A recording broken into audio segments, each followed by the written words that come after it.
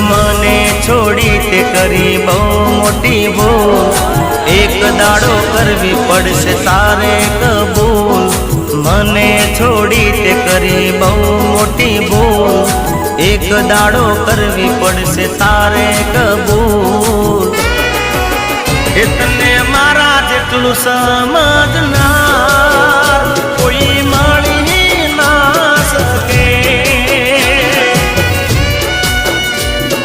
હો તને મારા જેટલો પ્રેમ કોઈ કરી ના શકે। એ પ્રેમ